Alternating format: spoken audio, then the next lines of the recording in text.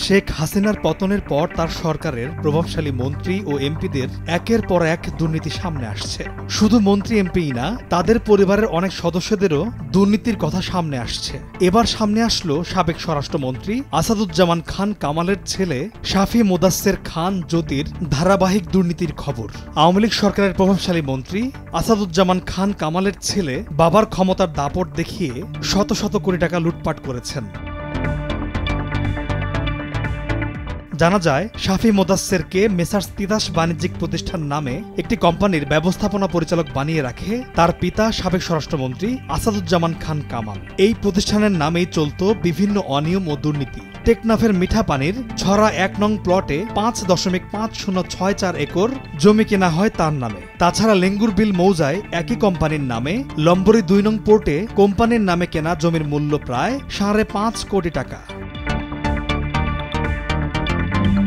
দুর্নীতিগ্রস্ত আসাদুজ্জামান খান কামাল ও তার ছেলে শাফি মোদাচ্ছেরের লুটপাটের তাণ্ডব হাসিনা সরকারের আমলে চরম পর্যায়ে পৌঁছায়, যার বড় উদাহরণ হল নির্বাচন কমিশনের অমোচনীয় কালি কেনার দুর্নীতির সঙ্গে জড়িয়ে রয়েছে শাফি মোদাচ্ছেরের নাম।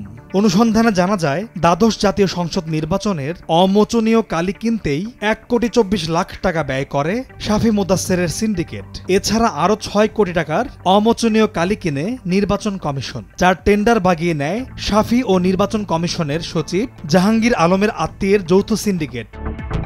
শুধু এসবই নয়, জানা গেছে রাজধানীর পুরো ধানমন্ডি এলাকায় শাফি মোদাচ্ছেরের ছিল একচ্ছত্র আধিপত্য। ধানমন্ডি এলাকাটি বিভিন্ন রেস্টুরেন্টের জন্য বিখ্যাত। নতুন রেস্টুরেন্ট চালুর জন্য শাফি মোদাচ্ছেরকে দিতে হতো ১ থেকে ২ কোটি টাকা।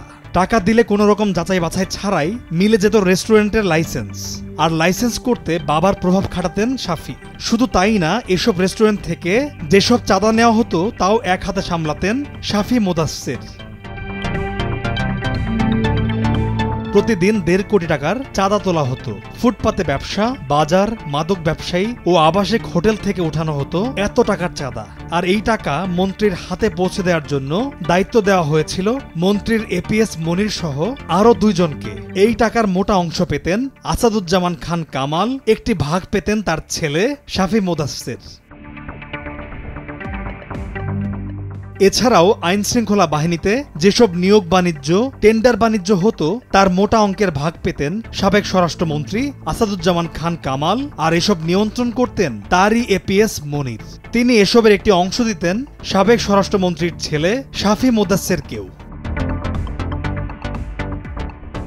পলাশ খান, ভোরের কাগজ।